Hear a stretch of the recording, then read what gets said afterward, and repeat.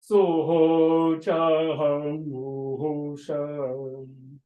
Will the Sangha with great virtue, out of compassion, for the sake of this assembly and all living beings, please turn the wonderful Dharma wheel to teach us how to live suffering and attain bliss and end birth and death, and quickly realize non-birth. Namo tassa bhagavato arahato samma sambuddhassa. Namo tassa bhagavato arahato samma sambuddhassa. Homage to the blessed, noble, and perfectly enlightened one. Homage to the blessed, noble, and perfect enlightened one. Namo sadanto suchedoye alahadi samyao samputoshe. Namo sadanto suchedoye alahadi samyao samputoshe. 无上甚深微妙法，百千万劫难遭遇。我今见闻得受持，愿解如来真实义。Supreme and wondrous Dharma, subtle and profound, rarely is encountered, even in billions of eons. But now we see and hear it and accept it reverently. May we truly understand the Buddha's actual meaning. All right. 师父上人，各位师兄，大家阿弥陀佛, Venerable Master, Dharma friends. Welcome to our Sutra lecture today. We are at Sunday, October 30th, in the middle of Scorpio. It is Saturday, October 29th, back in California. And welcome to our Sutra lecture. Glad you're here with us. We still have some protocol items to do. We need to invoke spiritual presence. And we do that with a melody accompanied by a banjo. And what we're doing is we're inviting the Buddhas and Bodhisattvas to draw near and to bless everyone in attendance. And you have to figure that the Buddhas and Bodhisattvas have figured out Zoom. So everybody dialing in, whether you're listening in Chinese, whether you're listening in Vietnamese, whether you're listening in English, the Buddha's light extends to all of us. So.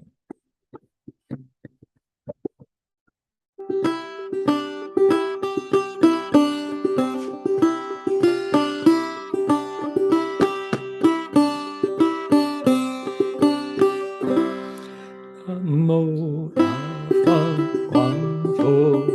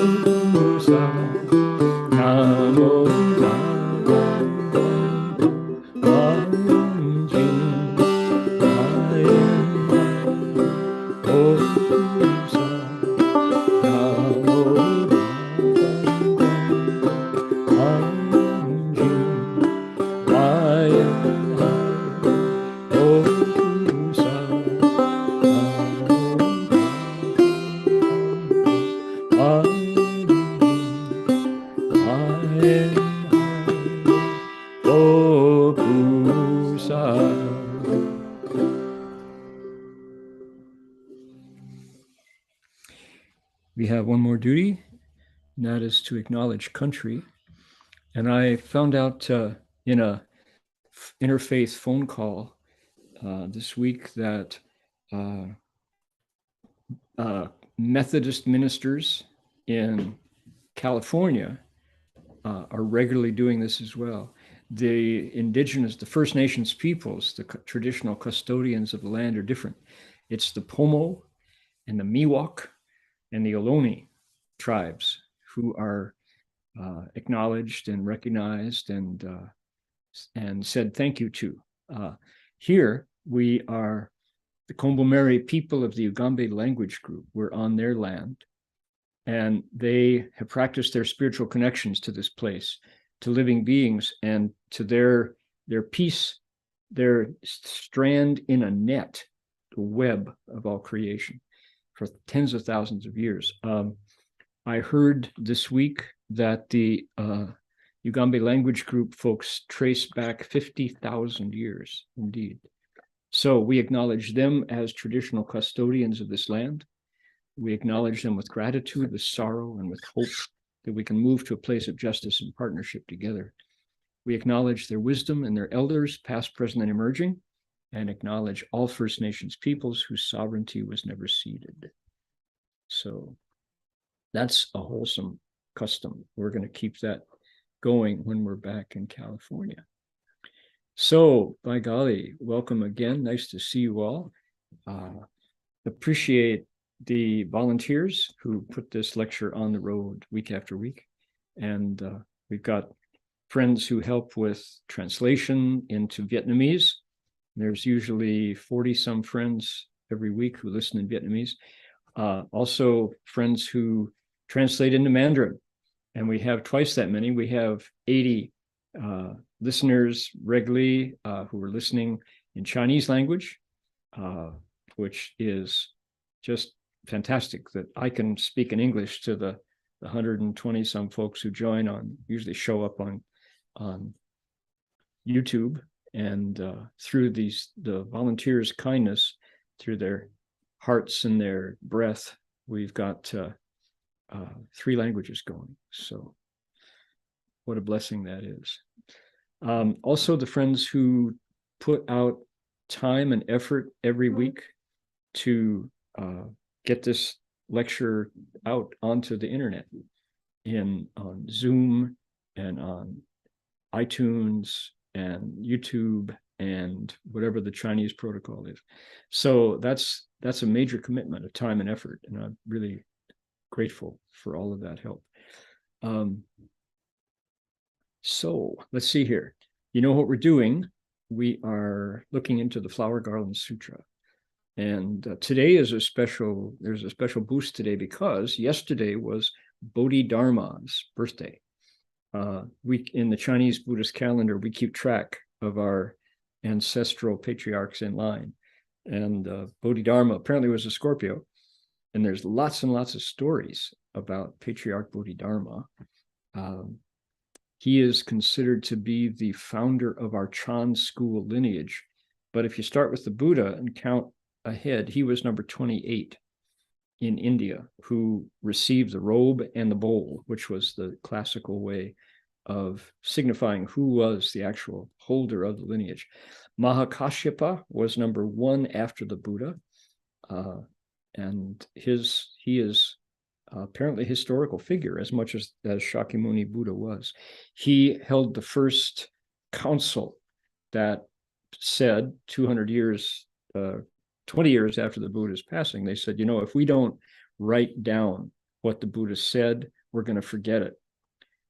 To that time, people had observed the Buddha's own injunction of keeping things in the oral tradition. So how the Buddha said it, Ananda was present for a lot of those teachings, and he would say, "Thus I have heard the Buddha say," and then he would repeat it because he had a great memory. But after 20 years, Mahakashyapa said, "We're going to write this down." If you, let's see, do we have any Kashyapa images here? We've got the Buddha and Earth Store Bodhisattva over my shoulder here. We have Fu Lu Shou down here, the Taoist images. I don't think we have any. There's a custom, if you, particularly in the Theravada tradition, if you have a Buddha and then 2 figures who aren't Buddhas, they're standing by the side, either side of the Buddha, one will be Kashyapa and one will be Ananda, the Buddha's significant, there we go, significant disciples in that tradition. So, okay. Bodhidharma then he's got quite a story. We'll bring him up later on today and get to look into some of the stories of his life.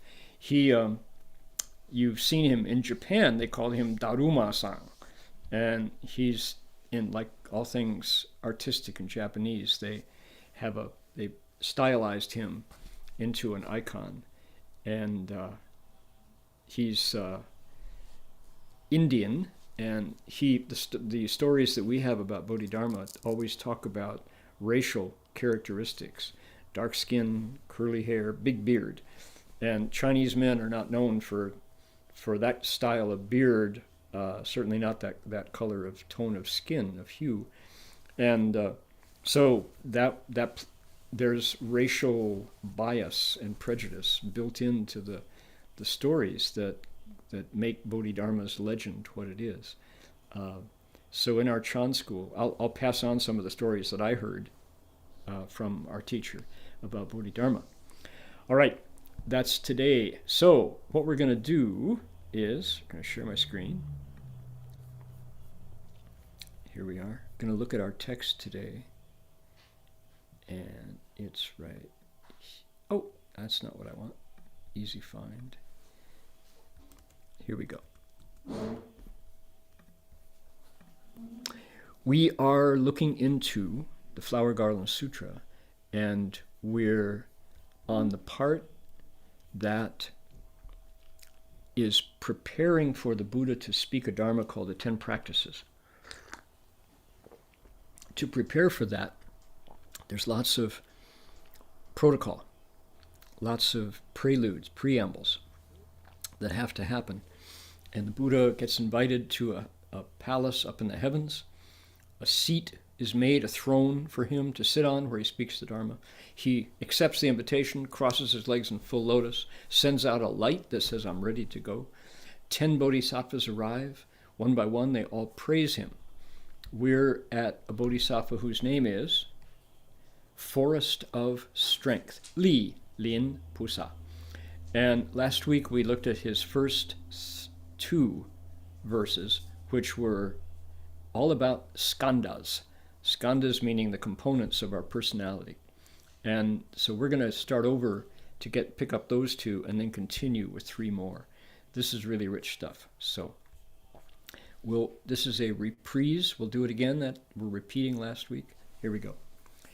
Yi che zhong sheng jie, jie zai san shi zhong, san shi zhu zhong sheng, shi zhu wu yun zhong, zhu yun ye wei ban, zhu ye xin hui ban, xin fa you ru huan, shi jian yi ru shi. Okay, which says, the realms of living beings exist among the 3 periods of time. All beings in the 3 periods of time exist entirely amid the 5 skandas. Skandas take karma as their basis. Karma takes the mind as its basis. The dharmas of the mind are like illusions, and so too is everything in the world.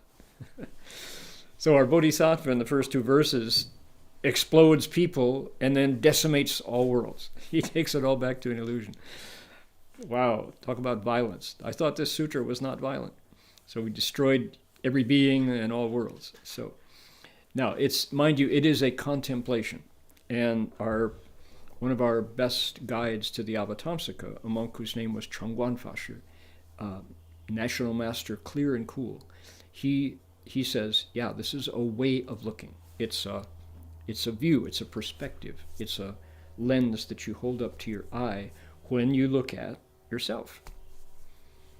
It answers the question, who am I? In a profound, deep, insightful Buddhist way.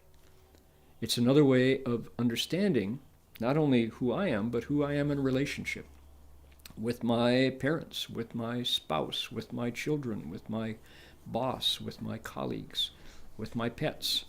Who am I in regard to the animals, birds, fish, insects around me, and in regard to 7 generations past and any beings who I am the progenitor of, right? Anyone who comes from me, all my relationships into the future. It's a way of looking.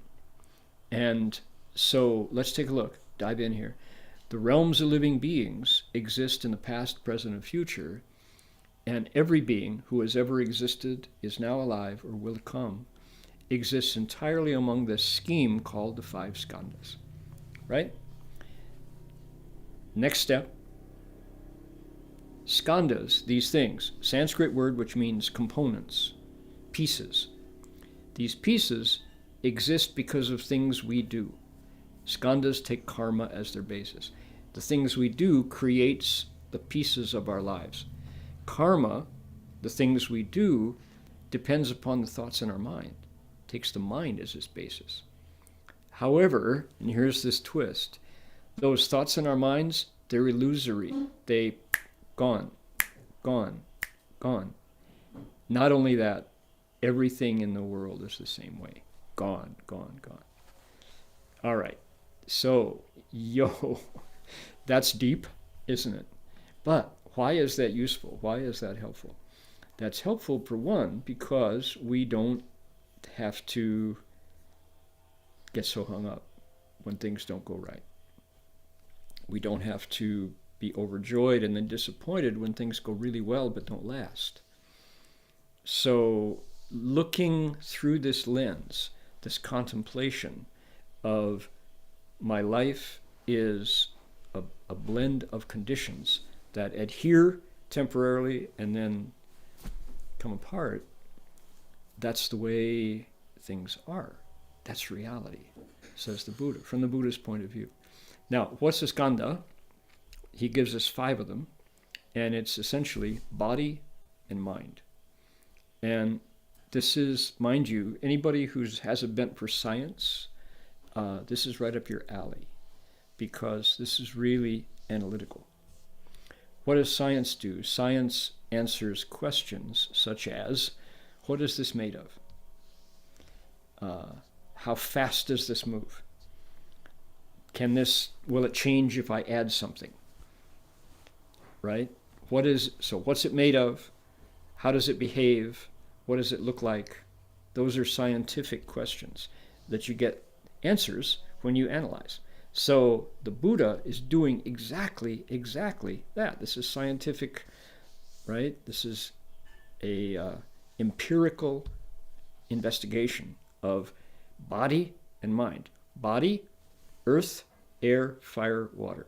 Solid parts, spaces in between, warmth, and liquid parts. My body is that way. My parents, their parents, their parents, their parents, their parents, and ahead too. We're all made up of these 4 elements, and nobody isn't. And they change. When we're sick, they're out of balance. When we have teeth extracted, we're removing some of the solid parts. When we are thirsty, we're adding liquid parts.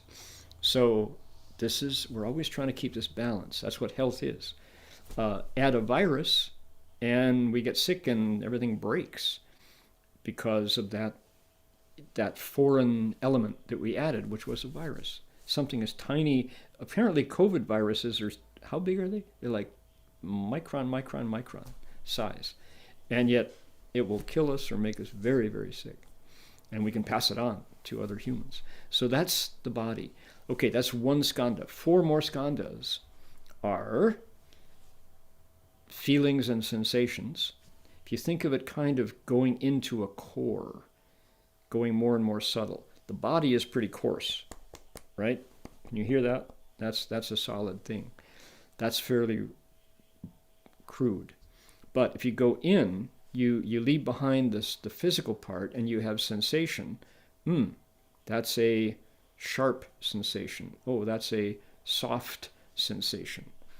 You also go 1 step deeper into refinement. You have emotion. I'm feeling blues. I got the blues. I'm feeling joyful. I'm feeling very satisfied and content. Oh, I'm feeling anxious and afraid. There is a physical aspect to it. Fear can make your heart beat faster, right? Anger can bring color to your skin as temperature rises. So there is a physical component, but it's much more refined from the physical of the body. Take it one step deeper, skanda number 3 is said to be perception. It's the senses, particularly thinking. So you conceive, you think, no physical, no body involved, but motion definitely involved. Thoughts rise, thoughts fall. People who investigate mindfulness, right? Maybe you went to a weekend retreat or a week retreat or a 10-day retreat and you learned about vipassana, this kind of meditation. What vipassana says is silently observe rising and falling of thoughts. If you had to boil it down, it would be rising, falling, rising, falling. Everything that rises in the mind will cease in the mind. That's the realm of the third skanda. And that's useful. That's really useful because why? You don't have to be pushed around by your thoughts once you see them doing this. You sit there in vipassana and you see it. Yes, that is, I guarantee that is happening in my mind right this minute. Thoughts rise, thoughts fall. And then you, as you go deep, as you get better, more skillful in your vipassana meditation, you say, oh, well, what about the spaces in between? Who am I after the falling and before the next rising? And if I can't prevent them from going, I can't prevent the thoughts from rising, can I prevent the thought from leaving? Can I hold a thought? Oh, that's interesting. And so your gongfu, your skill grows as you practice more and as you have your skillful teachers get you to look into it more. People have been doing this for 2,500 years since the Buddha taught us, and there's a lot to be gained by doing it. So that's skanda number 3. Okay, moving on. So what do we got? Body, feelings, sensations, now the conceptual, the concept skanda, the thinking skanda. The 4th one is called samskara in Sanskrit, and that's a really complex, deep component of our personality, me, and this is where karma is created, interestingly. So how does that work? Well, it's called xing yun in Chinese, and xing here translates as activities, but activities doesn't cover it all. You have to add a word, something like volitional activities, and yet that doesn't completely cover it, because why?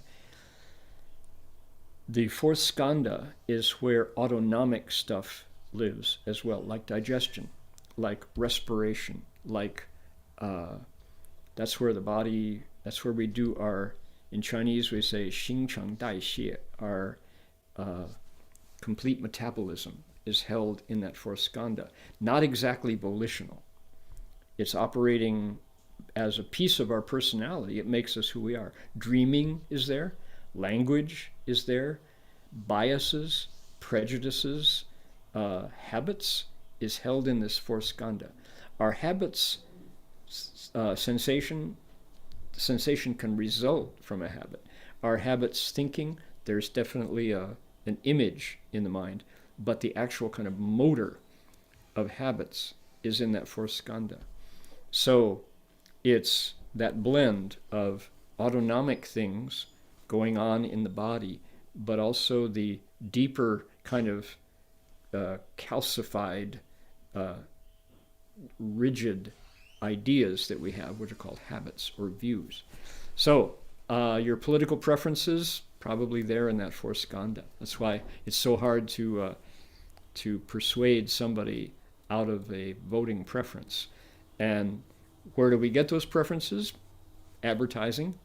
We see a 30-second campaign ad and we think, oh yeah, me too, and so advertising works on that 4th skanda. Okay, that's number 3 of the mind. The last one of the mind, there are 4 mind skandhas, body and mind, 5 skandhas. Body is 1, feelings 2, thinking 3, volitional activities, number 4.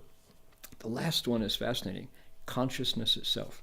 So if we start with the crude body and then move inward, gradually refining, the Buddha's answer of who am I has this very satisfying analysis, this scheme, this system where we step by step understand more deeply who I am. And the consciousness part is, what do they say about it? Consciousness knows the difference, the differences. So your eye consciousness knows the difference between red and green, between light and dark. The ear consciousness knows the difference between high pitch, low pitch, familiar or unusual sounds. The nose consciousness can tell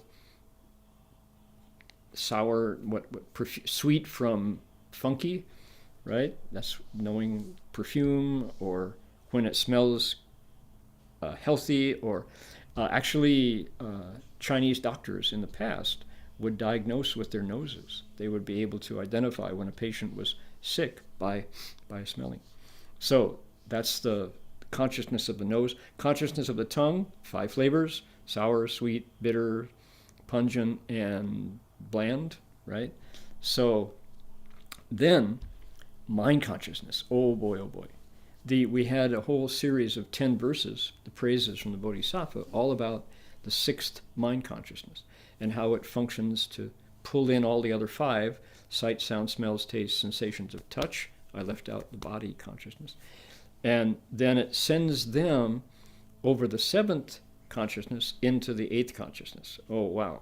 Everybody, you haven't heard this often, but if we can remember this, it's really, really helpful to understand the 7th consciousness as the thing that takes the information from the 6th, sends it over in terms of these invisible, what are called bijas, or seeds of experience, into the 8th consciousness, where we store it. It's called the alaya, the storehouse.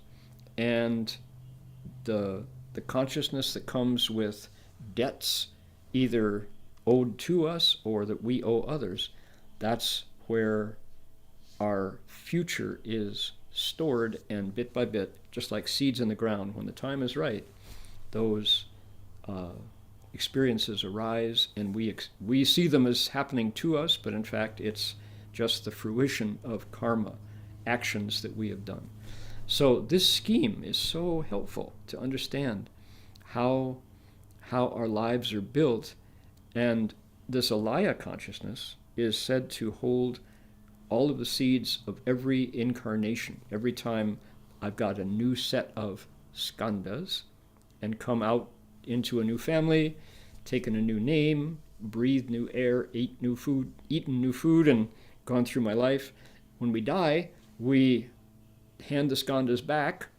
The solid parts go back to the earth, the warm parts to the sun, the water to the ocean, the streams, the air back to the air.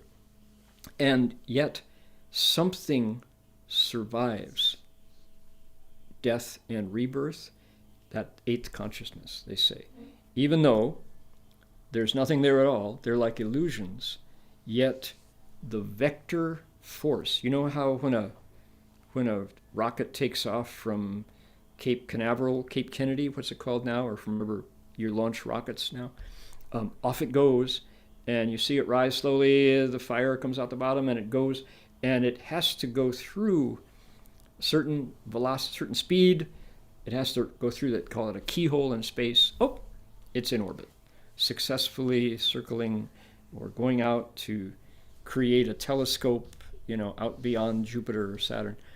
And likewise, that 8th consciousness, the force of the deeds we do, good and less good, good and evil, they have the force to bring us back into life. So that they talk about, and we haven't mentioned the kind of the life of the skandas, that this is kind of picking up where we left it off last week. They say that when we die, there is something that actually leaves the body immediately upon death or shortly after and travels. There's a description, people have heard of the Tibetan Book of the Dead, this idea of the Bardo realm where we wait, described very much like Dante's Purgatorio, that place of judgment. The Mahayana tradition talks about going to see King Yama, the Lord of the Underworld, where our deeds in this life show up on a screen, and every good and evil, the credits and the debits are all calculated, and King Yama takes his gavel, hits his desk, and says, "You go off to your next rebirth." So this is the story. This is how the Buddhist tradition relates the story of rebirth. This is what brings us back. So that vector force of the deeds we've done stays with us until they're over, until they're done. And so if the Buddha is said to be ye jin qing kong, karma ended, emotions emptied out, then our next life can be like the Buddha's. We can be an awakened being. We wake up. No more karma to do. And so the skandas become the real, something. Now, what is it? It's a way of looking. Like I said, it's a contemplation. But from the Buddha's wisdom eyes, he's saying, yeah, this is how it is. This is really the way it is. And as we age, it's our skandas that are wearing out, kind of like a car with a flywheel and a belt that just wears out and you have to get replaced. Most humans don't go past a century. To have somebody who can live beyond 100 years is rare and special. Our grand teacher, whose image is sitting right behind me in the altar here, Master Empty Cloud, lived to be 120. So that's an extraordinary set of skandas, and yet at age 120, he too cast off one set, and then, based on his vows, came back into another set, we assume. So they say there are two things that bring people back into life. One is the wind of karma, and that gives us our next set of skandas. And the other, if we have ended our karma and emptied our emotions, is the power of vows that brings us back into our next life. And of course, if we come back because of vows, we have a different orientation to suffering. All right, so there we go. That's a quick kitchen description of how skandas work according to our Mahayana tradition. They are functions. They're very much like a camera. I didn't bring a camera. These days, if you say, got a camera? Yeah, I do. It's my phone here. This is my camera. So a real camera, either whether it's digital or a film camera, it's a box that you slide either film or a charged electrical plate, and with a lens, you open the lens briefly or short or long, and the amount of light that comes through it impacts the plate of the film, and you get an image, and you look at it and think, oh, it looks really nice. It really came out nice. So the camera itself is just a function. It allows that light to go like that, and it works. You got a picture. The skandas work the same way. They're simply functions, and their end is certain. They have a sell-by date, at which point they're no longer useful. We cast them off and come back. So you are that way. Your mom was that way. Her mom was that way. Furthermore, all animals, mammals, crawling insects, swimming fish, flying birds are the same. We have this body and mind combination based on what we did in lives past that come ripe and give us our new set of skandas. And mind you, there's nothing in what I've just described that has to do with fate. Nothing that has to do with destiny. karma is correctly understood as actions and their results. Karma is, if you get it wrong, we get it wrong when we say, oh, that's karma, meaning can't escape it. In this scheme of five, this description of body and mind is absolute free will is there. The seeds that ripen in the eighth consciousness are a result of the free will in the past. They ripen on their own time. If we are unhappy with the details of our life, change them. When that thought rises in the mind that moves us into action, you go, wait, I will be patient. I remember what happened last time I got angry and blasted him or her. He didn't talk to me for a week. It was miserable. Our parents came for dinner, and it was the worst hour and a half we ever spent because he and I weren't talking, and boy, what a mess. And we finally cleared it up. We talked about it finally, but I don't want to do that again. I'm going to wait. I'm not going to blast him. I'm going to reclaim my fire and use it another way, right? By doing that, by waiting out, you've prevented a war, and the result is you've stepped into the creation of your future by going against habit. So this Buddha scheme is really, really magical in its do-it-yourself self-empowerment of life choices and all the results that come. The things that happen in our lives are very much under our control, and the results, it's so responsive. You don't have to wait sometime in the future. You get feedback right away. Now, mind you, people say, oh, okay, well, since I'm in control, can I influence the coming midterm elections coming up in 2 weeks in America? There's also collective karma as well. And to know the difference, you got to be a Dharma lawyer, and I'm not one. I am the son of a lawyer, but I'm not a Dharma lawyer myself. So to get in there and say, okay, this much effort yields this much response, personally, for sure, if you can hold your temper and simply harvest again, refocus, what do you say, recycle that rising heat energy that wants to shoot out and assert your will.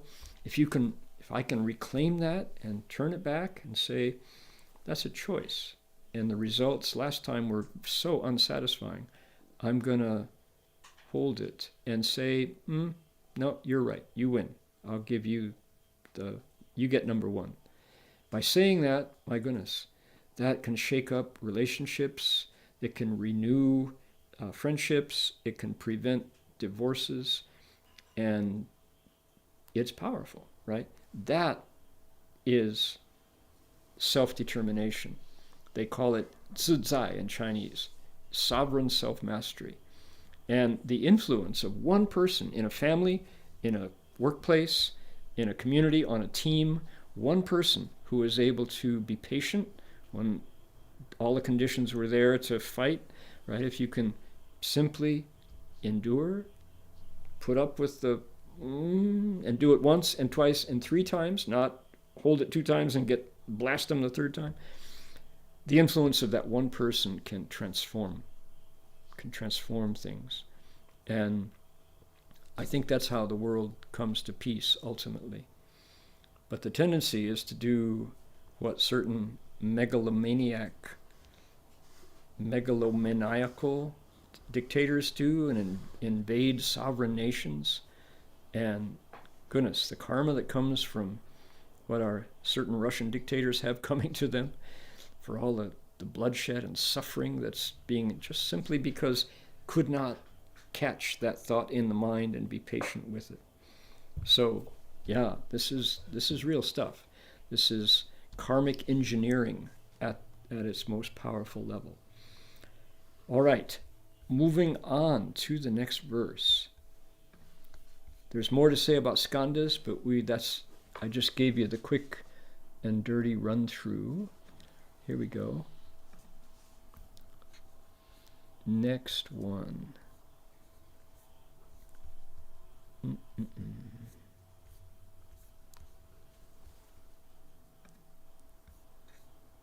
Go right there. Okay, ready? 时间非自作，亦复非他作，而其德有成，亦复德有坏。Worlds do not make themselves, nor are they made by others, yet they appear all the same, and they disappear in just this way. There you go. Where do worlds come from? They make themselves. What? No, they don't make themselves. They're not made by others either. Wait a minute. What's option 3? Who's behind that door? Is the tiger behind that door? I hope I can find out before I have to open it. Yet worlds appear all the same. Furthermore, they go away just like that too. All right. So forest of strength bodhisattva is deep. Yeah, this verse by itself is like, if you just heard this, you're walking through the aisles at Woolworth's. Anybody who grew up in America knows that Woolworth's is a 5 and 10 cent store. That's where you go to get some ribbon or some tape or maybe an ice cream sundae. Here in Australia, Woolworth's is a grocery store. Woolies, it's everybody's, one of the favorites. So whenever I go into Woolies, I have to laugh because you don't expect to see cabbages and bread loaves in Woolworths. So if you were walking through the ice cream aisle at Woolworths and past the counter, and you heard this verse, worlds do not make themselves, nor are they made by others. Yet worlds appear all the same, and they go away in the same way. You would go, is that a Buddhist verse? That's deep, right? How unique. Let's see if we can get it straight. Worlds. Where do worlds come from? Question. Answer. They're not spontaneous. Furthermore, they're not the creation of someone else, i.e., how about God? On the 7th day he rested. However, worlds pop into being and go away just like that. All right.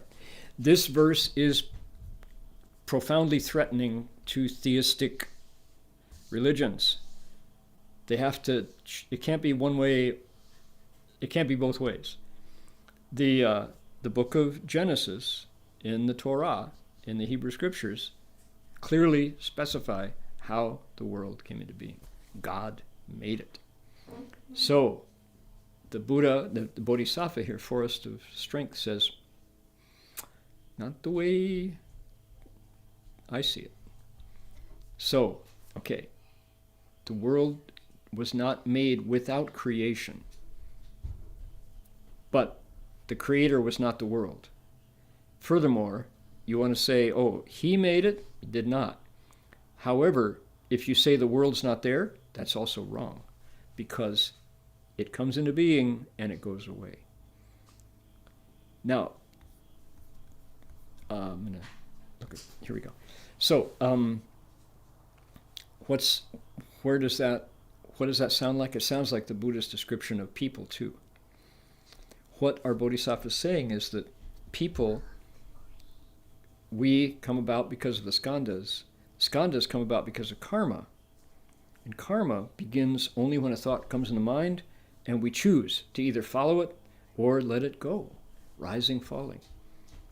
To swap people and the skandas for worlds, and it's identical. Worlds come into being because of karma. Karma comes into being because of thoughts. Thoughts, however, are temporary. They rise and they fall. Isn't that funny? Why do we take them as permanent, cling to them, and say, Russia should be just the way it used to be. We should be a world power.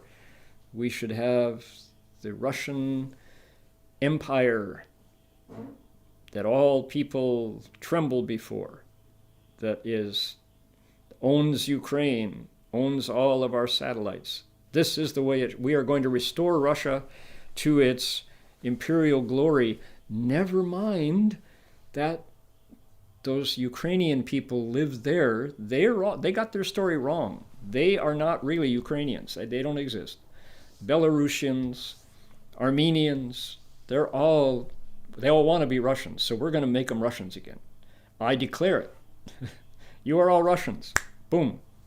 We'll have a vote, whatever. It doesn't matter. Just say you're Russian. I'll be happy. Okay.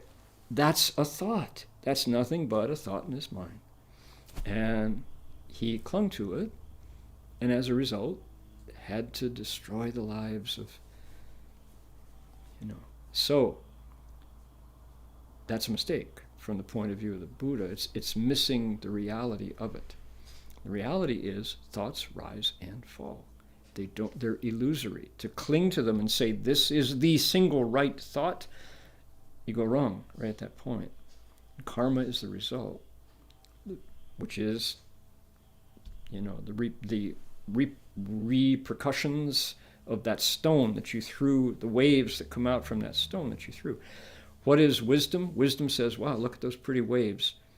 There will be others like them. Let it go. I myself am here temporarily because of that misunderstanding, if I go out and I insist that my way is right and you have to die, that will come back on me. That's not free. There's no escaping the results of causing misery for others. So, my goodness, the story of the world is right there. The news that so I won't go into other. I'll just leave. Is that a political statement? I don't think so. I think that's a historical statement that when you invade a country because of an idea got stuck and you didn't recognize and let it go, that's an okay illustration of that principle. I won't use American politics as a further illustration. We'll let that go.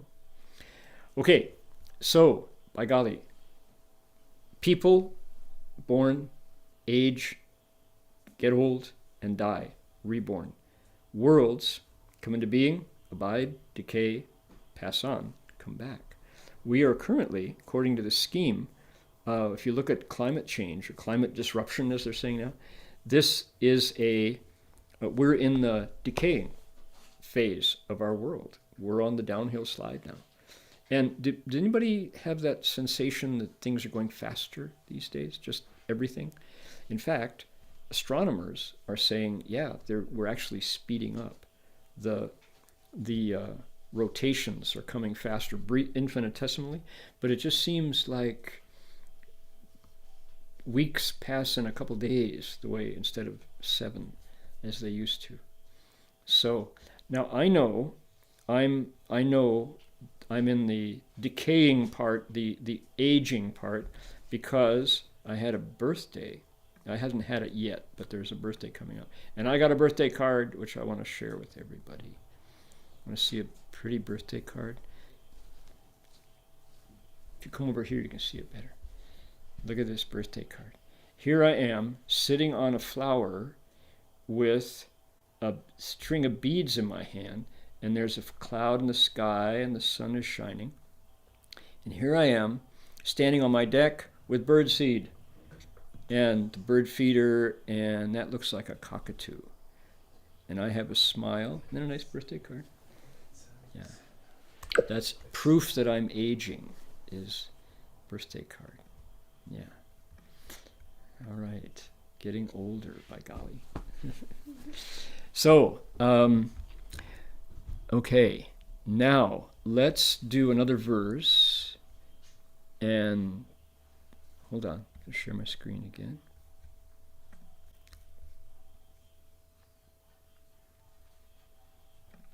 Here we go. More comment from Forest of Strength, Bodhisattva. 时间虽有长，时间虽有坏，了达世间者，此而不应说。Although worlds come into being, although they are destroyed, those who understand worlds should not explain them like that. Do the next one, too, one more. 云何为世间？云何非世间？世间非世间，但是名区别。What then is a world? What is not a world? Worlds and non-worlds are no more than word play. Okay. More from the Bodhisattva. He says, even though worlds do come into being, and even though they go away, if you really understand the process, you wouldn't talk about them in that binary dual way, because there's a deeper process happening here, which is just, what do they call it? Pratitya samutpada. That there's a line, every time I get here, I always say, Professor Ron Nakasone, my dissertation advisor, said that Pratitya Samutpada, the 12 links, he says that is the Buddha's real contribution to world religion. Of all, and this Dr. Nakasone is a specialist in the Avatamsaka. He said of all the wonderful things the Buddha said, this one is unmatched among other world religions. This is the Buddha's real jewel, he said, of all, you think prajna, wisdom, and great compassion, and all,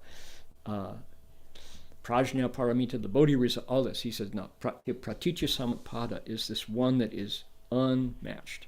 What is it? It says it's Buddhism's creation theory.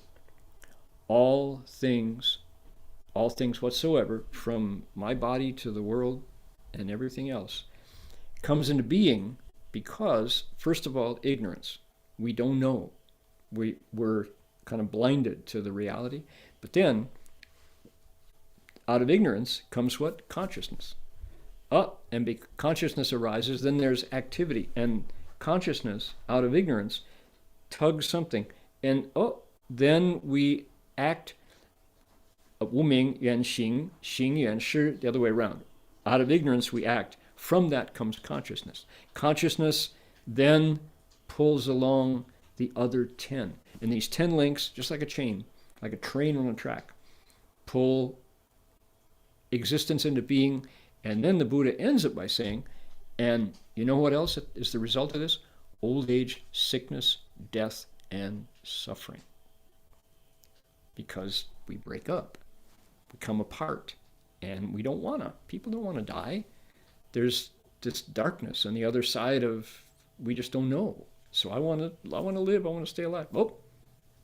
Breaks up, cool, suffering, dukkha is the result. So when they say, you Buddhists, you're just all suffering all the time. No, the Buddha says the dukkha, the suffering, the misery, is the result of not being of one mind when we break up, when we die, as well as being old and sick and all these. So if we know it's natural, if we understand that this is what happens, we can stay balanced on that tightrope. And it doesn't mean we don't die, but we don't suffer when we die. We understand it. We harmonize with it. Furthermore, we're still working for the well-being of others. We're planning for our future by doing good deeds, by living righteously, by following precepts, by meditating, benefiting others, living in service, joyful. So every breath, it's not that, I'm afraid for the end. It's while we are alive with this wisdom, every breath is joyful, is lived fully awake, fully conscious, in harmony with all things. So that's the Buddha's contribution, this 12 links of conditioned arising. So we will, where that's, if anybody wants to know more, what you want to find is the 6th stage out of the 10 stages chapter. also known as the sixth ground.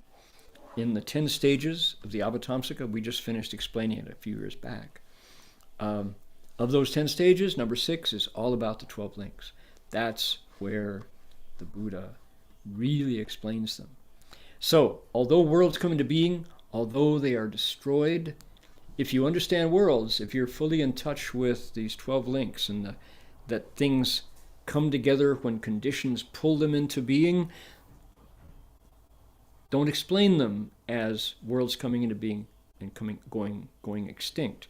Understand that there's a bigger engine making this process visible to our mind, right? Conceivable to our mind. In fact, what's really going on is an option to stop the linking.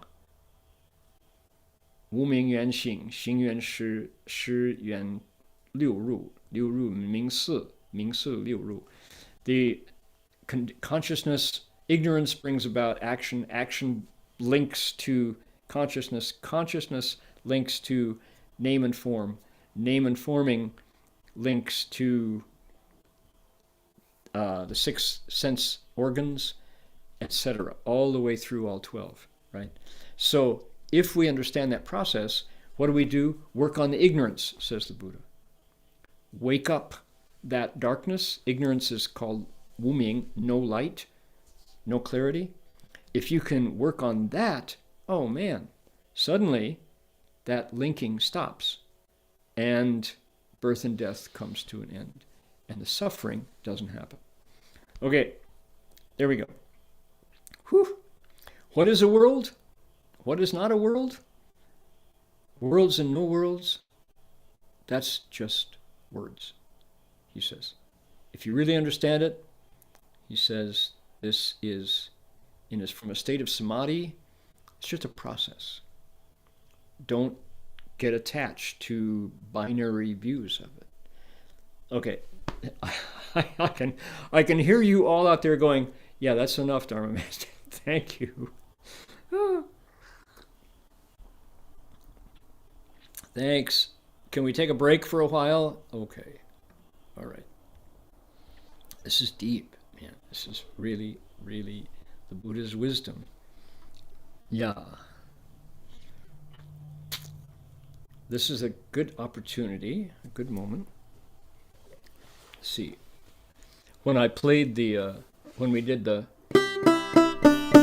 I didn't have my original sound on, and you probably couldn't hear it.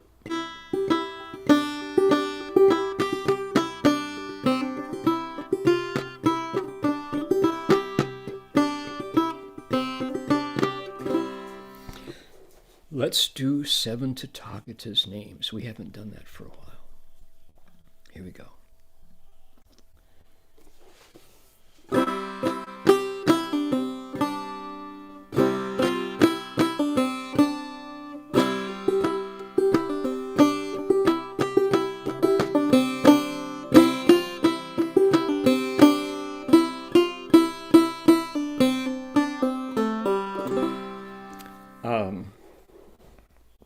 As I feed the birds and the possums and the other critters who let me stay with them in the bush here, I've taken to reciting these 7 names. And I feed the turkeys, and I feed them the sounds of the 7 Tathagata's names, and I feed the lorikeets, and I recite for them. And we have lots of stories from our tradition of monks and nuns in the past who've done that, and then a couple decades later, all these fresh-faced 20-year-olds show up, interested in the Dharma, coming to listen to them, and let's see, yeah. You want to hear a good? Here, let's chant first, and I'll tell you the story. Namo Dodao Rulai, Namo Dao Shun Rulai, Namo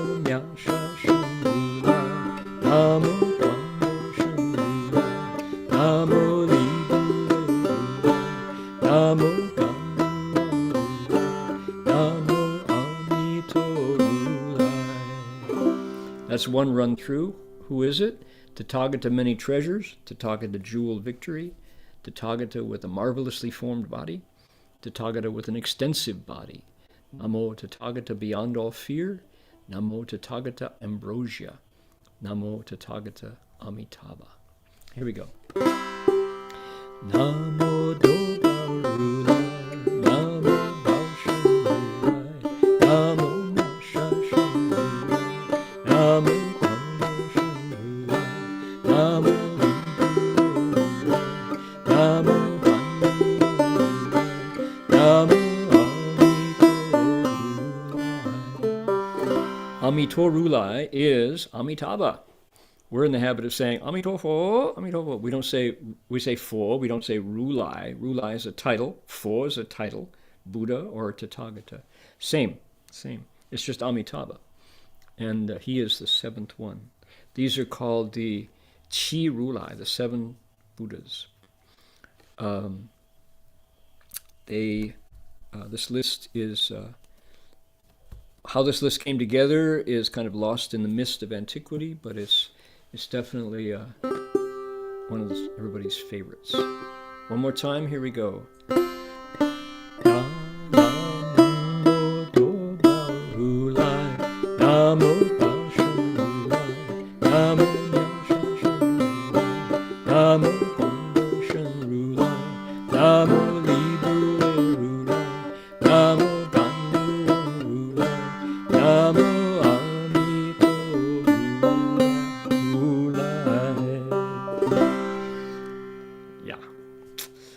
Okay, we have Bodhidharma stories promised, but I wanted to share this one about chanting.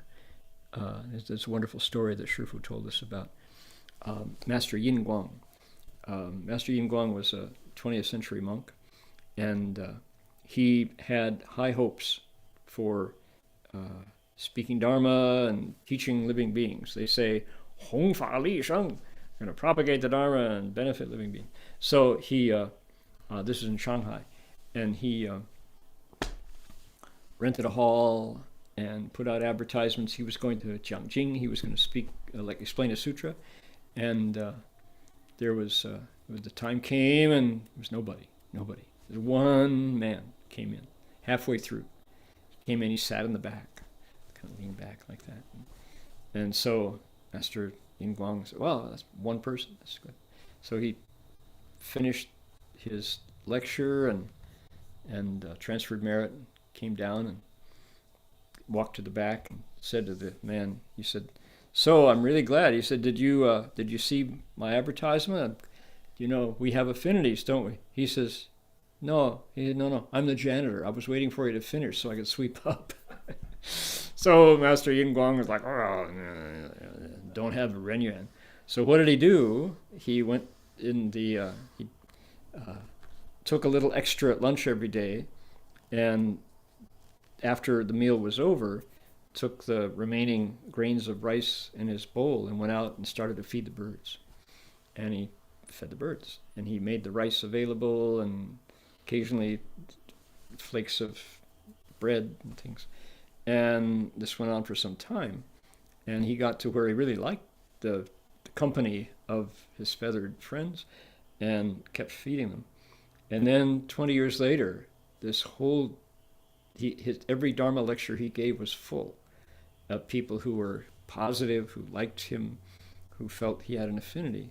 And someone who had wisdom looked into it and said, these people were all birds in the past life. Master Yin Guang says, Namo Do Bao Rulai, Namo Bao Sheng Rulai. So as he fed the birds, he was reciting the seven Tathagata's names. So there you go. All right. So we will continue with more skandas.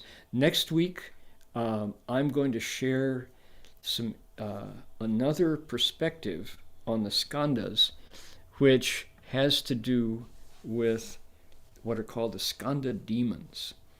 We're going to continue with Forest of Strength, Li Lin Pusa's verses, and he talks about skandas and worlds. So people and the environment disappear; they're just illusions, And yet, we can build, even though they're illusory, we can build them the way we choose once we understand the necessity to watch our thoughts and to choose wisely, be a good gardener of our thoughts. So, I'm going to bring in new information from the Shurangama Sutra about the Skanda demons. There are 50 of them, 50 states, the states of the Skanda demons, and where they come from. Of course, the word demon is a scary word and loaded. Appropriate for Halloween, is that right? So the idea is, as the Skanda demons' contemplation and the wisdom is very helpful for someone whose meditation is now approaching a level of samadhi. If your meditation is getting effective and you can generate heat in your body and you really feel that there are transformations happening, things are not the same as they always were before we meditated, then at that point you need the information about the Skanda demon states. This is actually how they were delivered. The Buddha explained the Shurangama Sutra for Ananda, his cousin, and Ananda was not a meditator. He was not good at it. And so the Buddha took him in hand and said, you really need to sit, so I'm going to teach you how. And he taught him along with the Shurangama mantra, and the lecture was over, and the Buddha got up to leave, and then he went, he sat back down. He said, you know what, Ananda, once you get good at the meditation that I've taught you, things are going to happen spontaneously to you as your body and mind start to reorient themselves based on the transformation of consciousness to wisdom. This is a natural process, and you're going to need to know how to respond when those things happen. And he proceeded to explain 50 different steps of states that will arise. And the Buddha, with every one of them, he says, now, when this happens, he said, don't assume you're enlightened. Furthermore, don't assume you're crazy, because some of these transformations are pretty amazing, miraculous seeming.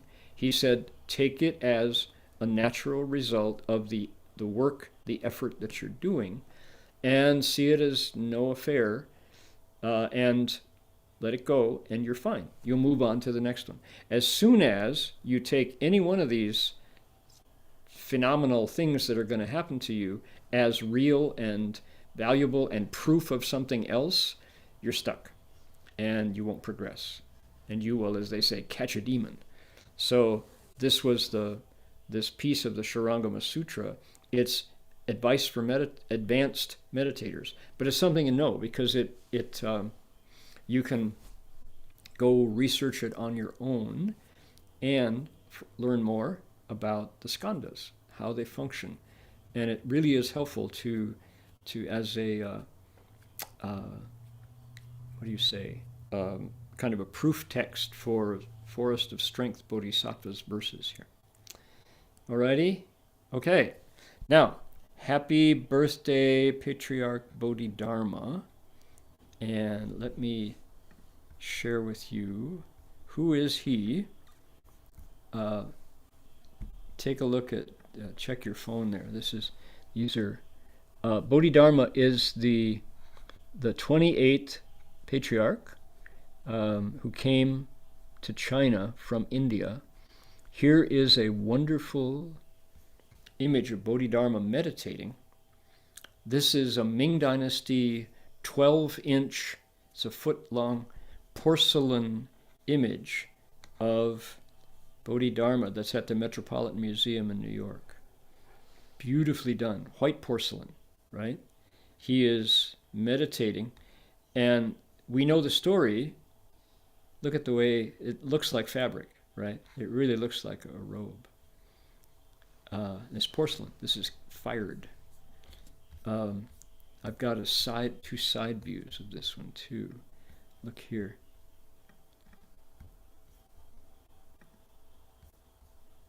Look at the center of balance. He's slightly, you can see he's in samadhi because he's slightly front heavy. And yet, you just the physiology of this is just so well done. And to think that that's clay that's been fired, right? That's a porcelain, Ming Dynasty porcelain. Beautiful.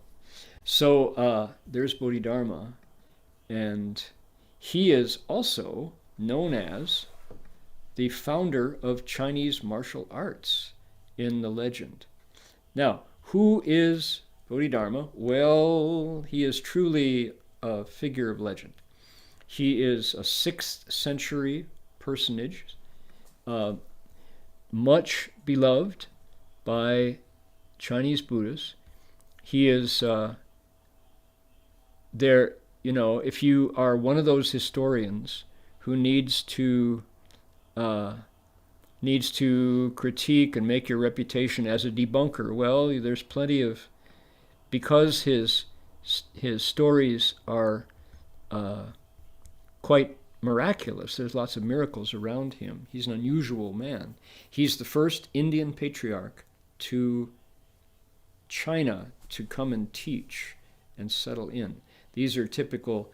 The left side is similar to the Japanese Daruma-san that you see. Our Dharma friend Andy Ferguson, Professor Ferguson, gave a talk at Dharma Buddhist University recently on stories of Bodhidharma. Andy has done extensive research into his actual physical traces in China. But the one on the right side in the red robe there, he's on a reed.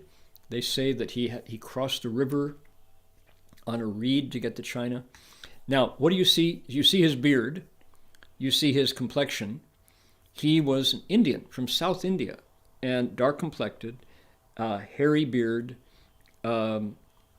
Chinese men rarely have that level of beard. And so Bodhidharma, when he actually arrived in the 6th century to China, was not well received. He was not popular. He scared people. And they didn't like him. And so his teachings were not well received.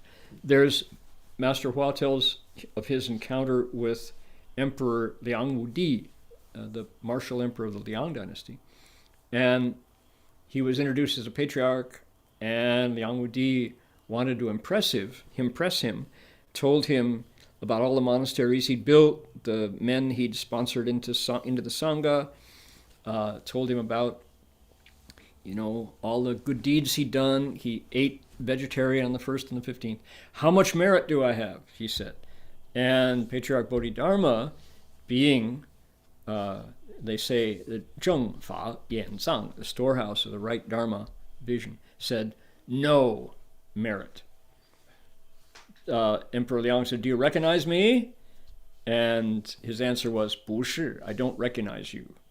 And of course the emperor, unhappy with not being praised by this, and he said, this phony. So he rejected him, didn't honor him as patriarch.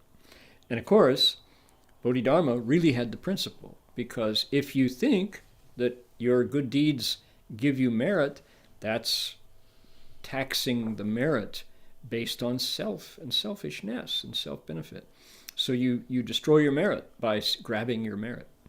So there was, in fact, this was a true Kalyana Mitra, and had martial emperor Liang been a little more astute, he would have bowed to the patriarch and said, thank you for your teaching. I really don't need more self. I was asking you to add a layer of selfishness on top of myself, desire for fame. And because Bodhidharma didn't do that, so unfortunately, and the Emperor of Liang, the Liang Emperor, lost the opportunity. Today, here at the Gold Coast Dharma Realm, is the first day of our Emperor Liang's repentance ceremony. Same emperor. So that's fascinating encounter between Bodhidharma and the emperor. So what did he do? He was rejected at all hands. He went to see, there's Master Hua tells a story about Bodhidharma's encounter with the current, one of the monks who was favored by the emperor, a monk named Shenguang, who was famous for explaining the Dharma. Bodhidharma came up to him and using the same take no prisoners kind of attitude, said, he said, "What are you explaining?" And Shenguang Fasher said, "I'm explaining the Dharma." Bodhidharma says, "Okay, I'm looking at this book you have here, the Sutra." He says, "Is the Dharma the black or the white on the page?" And Master Shenguang says, "Oh, this dark-faced monk is insulting me." So he took his recitation beads and lashed out with them, hit him in the mouth with them, did violence, knocked out 2 teeth. So Bodhidharma swallowed the teeth so he wouldn't cause harm to the land. There's more legends upon legends. He went off to Xiong Shan, Bear's Ear Mountain in Henan, province of Henan, near what is currently Shaolin Monastery. And to see the gold letters over with the black lacquer there, Da Mo Dong, Bodhidharma's cave. This is where Bodhidharma sat for 9 years, facing the wall, in silence, taking no disciples, just not even, here's another picture of it. It's with the table taken away. Pretty rugged. Sat there through the cold. In Henan it gets cold. Sat there through the heat and didn't mess around. Just 9 years. Lots of pilgrims go. So, who's that? Okay. So, Bodhidharma's cave. Dharma Master Heng Lai looks a little bit like a patriarch there, doesn't he? Look at his eyebrows. Pretty awesome, Heng Lai Fasher. All right. So, there's, the story goes on with Shenguang, the one who knocked his teeth out, realizes that, as Shifu tells the story, when you crack a patriarch across the face with your recitation beads, there's consequences, right? So the ghost of impermanence came to take Shenguang to his next rebirth, take him down to see King Yama. We talked about him earlier today. And Master Shenguang did have some kung fu. He says, where are we going? And the ghost of impermanence, who is the warden who takes you down, and you don't argue with him. When it's time to go, you go. He said, "Oh, well, you know that dark-skinned monk who you hit with the beads, that's actually the robe and bowl patriarch from the Buddha." And Master Shenguang says, "Oh, I didn't recognize him. Can you wait? Can you give me a little more time? I want to go bow to him." So he was able to negotiate a temporary stay of execution. He went off to Bear's Ear Mountain and knelt outside while Bodhidharma was meditating inside facing the wall. And I won't tell the whole story. I'll save that for later. But in the process was taught by Bodhidharma and became the 29th, the second Chan patriarch in China, the 29th ancestral patriarch from the Buddha. So he did, and that way he also escaped King Yama. So it had a happy ending. So that's a little bit about the Chinese Buddhist calendar.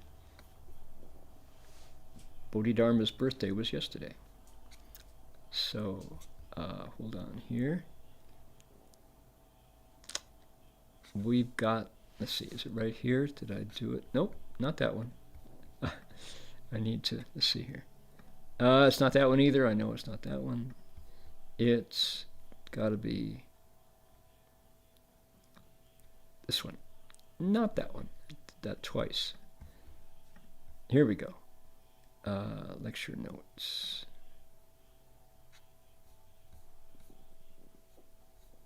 Not that one either. I'll find it. How many choices do I have here? There it is, right there. Okay, that's the one I want. So I wanted to pick out Song of Enlightenment, where it talks about the Skandas and about Bodhidharma. So here we go.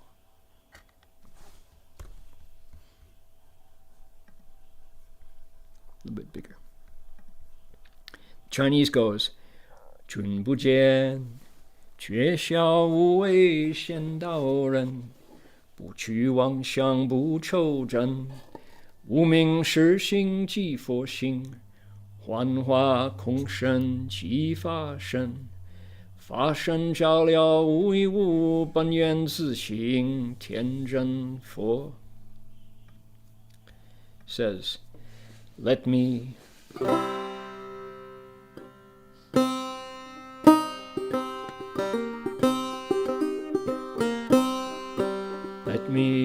tell you about the person of the way. He's got little left to learn, he's got nothing left to say. He doesn't chase his foolish thoughts, doesn't seek what's true. To find his Buddha nature, he just lets ignorance do.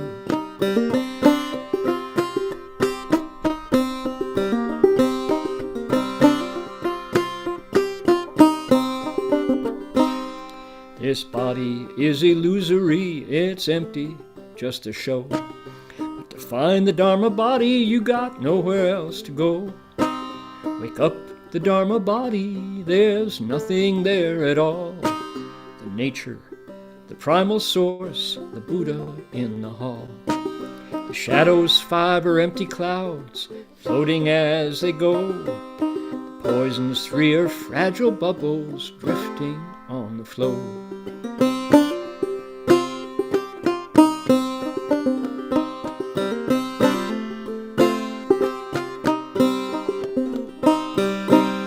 Okay, who has found the Skandas?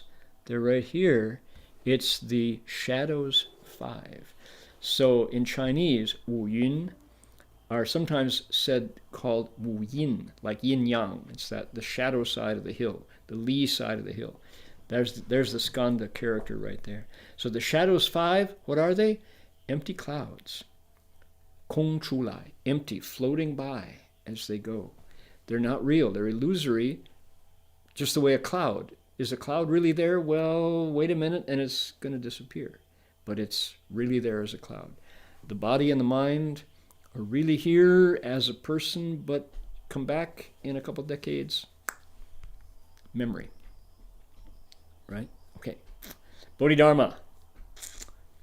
法中流，如此度。菩提达摩为出祖，六代传译，天下闻，后人得道何从书? We'll use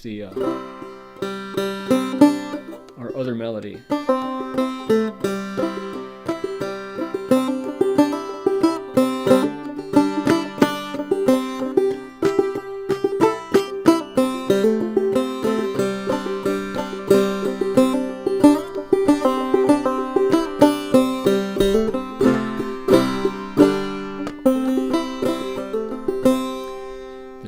Traveled east, it came into this land. Bodhidharma was the first patriarch to stand. 6 generations passed the robe, as everybody knows. Many people got the Tao, as to the west it flows.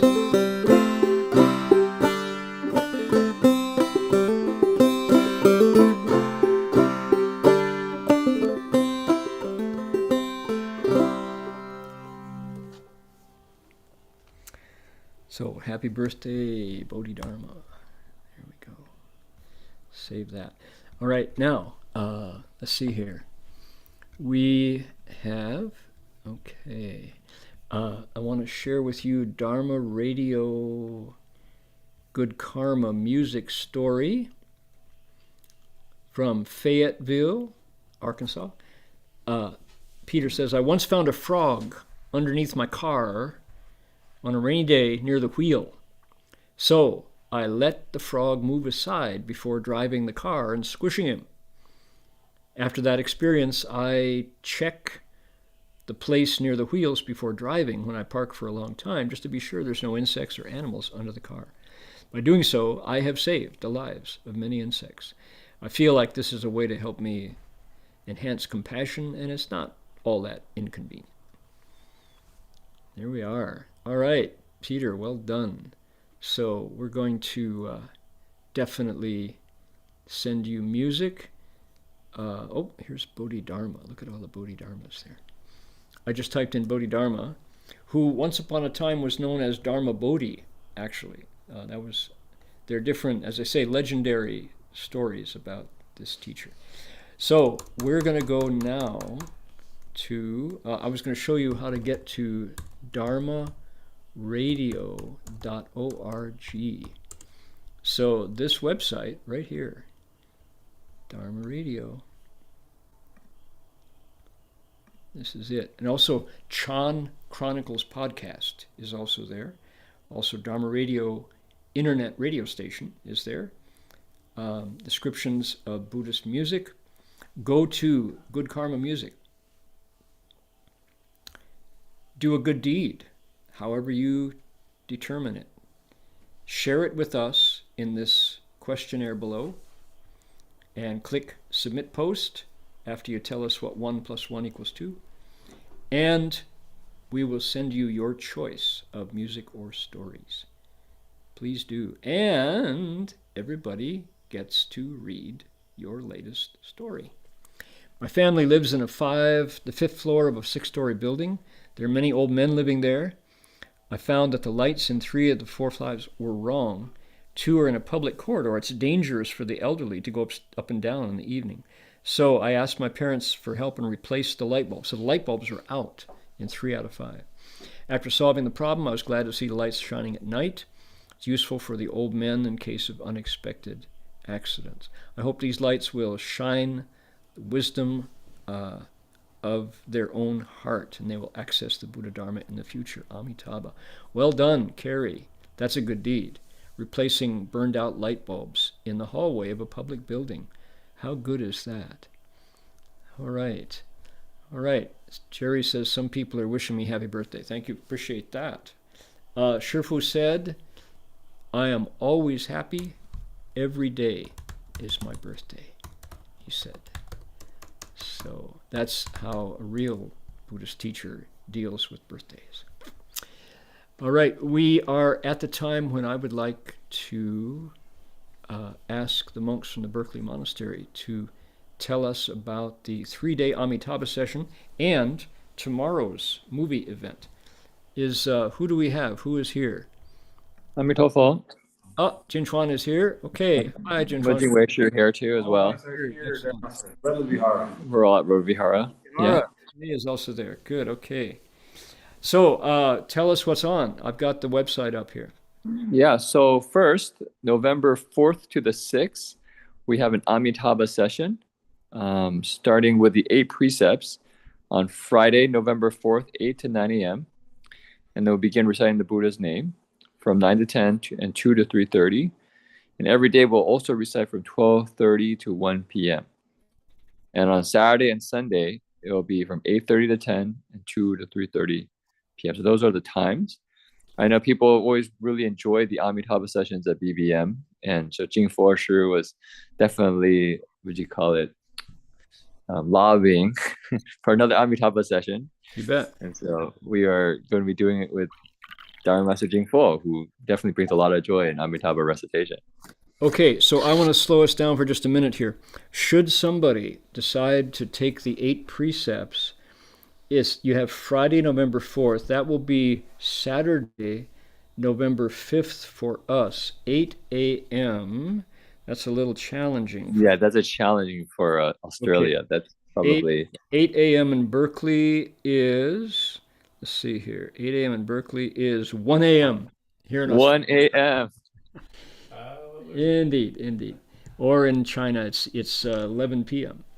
So, yeah. But that's, you can take the 8 precepts.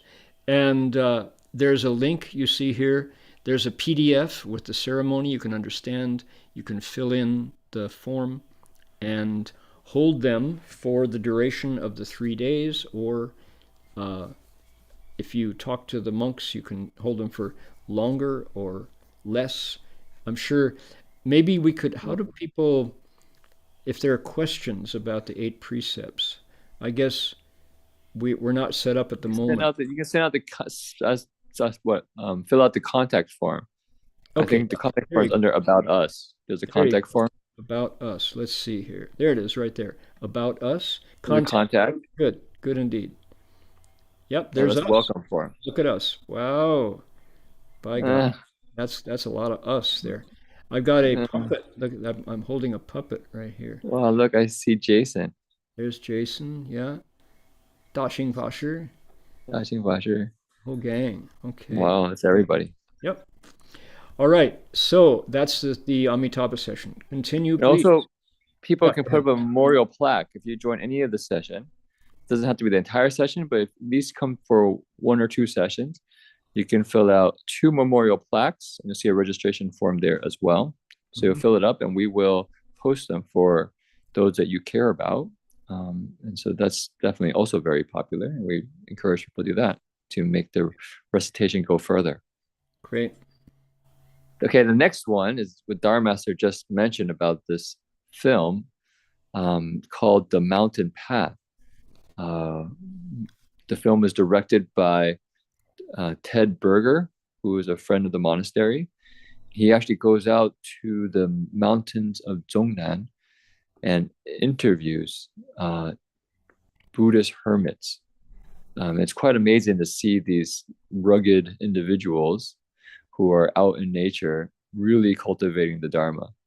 And it's interesting when you hear their words, it's almost like coming directly from the Sutra, directly from the sounds of Master Hua. It's like, wow, this is definitely our language, our kind of resonance. And so for us to be able to kind of support the film, at the same time be inspired by it, it's really a wonderful chance to kind of be transported into the mountains of China. Yeah, the Dharma's still going. I want to add a bit. There's also a Taoist teacher in some of Ted's films.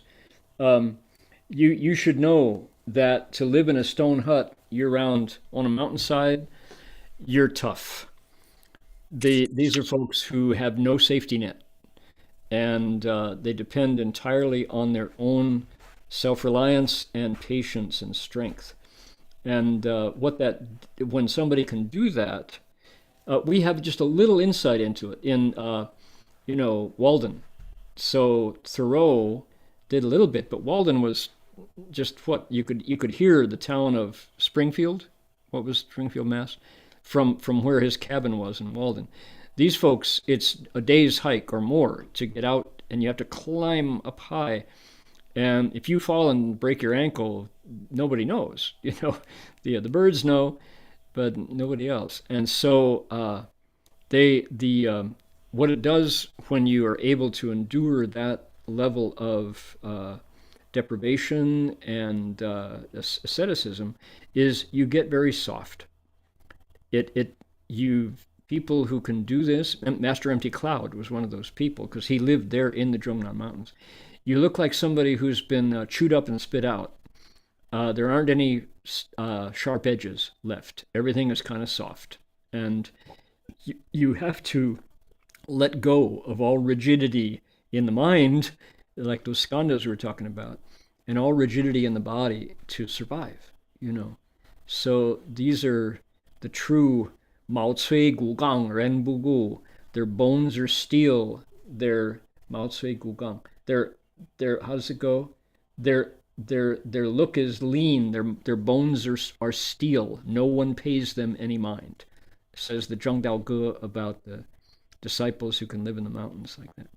Okay, to continue. So that will be Wednesday here in Australia. That's Wednesday the 1st, right? It's the first. Second, I think that's the second. It's Tuesday the 1st. Yeah. Wednesday the 2nd. It's Wednesday the 2nd at 11:30 a.m. here in Australia. Yeah. And also Reverend Heng Shi we'll actually have a dialogue with Ted Berger after the film. So you don't get to just watch the film, you also get to have people share about their reflections on the film. I'm going to ask Ted a series of questions. Among other, and point out some of the things that people may not have recognized when they listen, which is some things such as Ted had a quality camera out in the mountains that he photographed with, but he also had first-class sound equipment, microphones, and recorder. And he brought the sound that he captured in the mountains back and gave it to some of the documentary world in America, some of the best audio engineers that we have in our country. They tweaked the audio to perfection. So as you watch, what's that still, that you see the still photo right there of the misty mountains? You're also going to be hearing the wind in the bamboo and the cicadas and the every sound. It's just so technically this is a magnificent film. Ted is a really quality filmmaker. So. All right, further. So one more event is the forum on, I think, modern Buddhism from ancient roots. How's it say? What's the line there? It's ancient wisdom in modern life. Right. And this Sunday, the talk is going to be on, if you go down, is it Yu Chen? Yes. Artificial Awareness Intelligence in the Age of Artificial Intelligence. By Professor Yu Chen, who, as I think people might know her because she always sends out the gentle reminder for Reverend Heng Sher's Song of Awakening lectures. That's right. That's right. So, that's tomorrow. My other lecture series depends on Chan Yu's her heart of volunteer, Dao Xin, and her willingness to volunteer. So, yeah. Awareness intelligence in the age of artificial intelligence, AI in the age of AI. Should be fascinating. So that series is 7:30 p.m. Pacific time. That's at 12:30 p.m. here in Australia the day before. So it's a Monday. Monday, October 30th. That is, did that happen yesterday? No, it's tomorrow. That's tomorrow. Sunday. It's the Sunday night lecture at CTDB, right? It's Monday in Australia. Tomorrow at 12:30 p.m. Professor Chan Yu's talk. Then I will give the conclusion the following week. Yeah. Okay. So I think that's pretty much it. The rest people have heard. Meditation Thursdays and Fridays, and all our classes are ongoing. Great. That's it. Okay. Appreciate it. Thanks. So I'll talk to everybody at Redwood Vihara next opportunity. Appreciate it. Everybody. Okay, Amitofo. Yeah, Amitofo. See you. Okay, next and last, we have a chance to bow to the... we have to transfer merit. We haven't done that yet. Let's dedicate merit. Yeah, Medicine Buddha Mantra. We're way over time here, so we'll do one round of Medicine Buddha's mantra.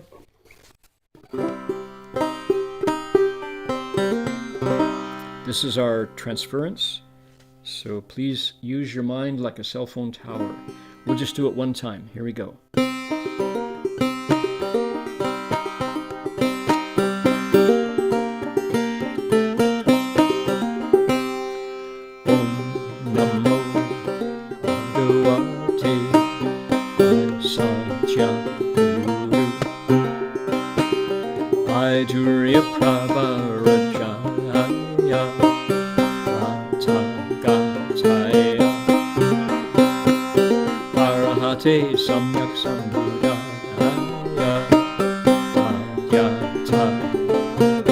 Here we go.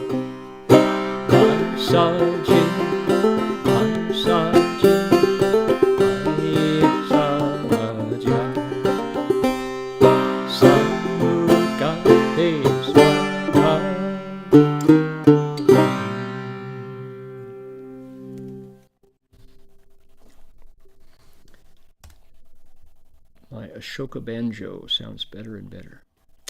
Okay, we will now make 3 bows to the Buddha.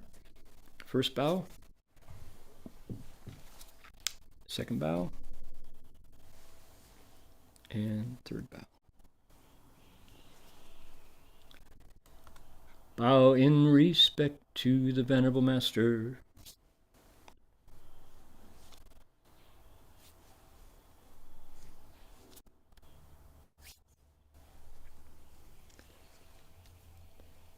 Thanks for joining, everyone. That'll do it for us for today. We'll see you all next week. Amitofo. Stay healthy. Bye-bye.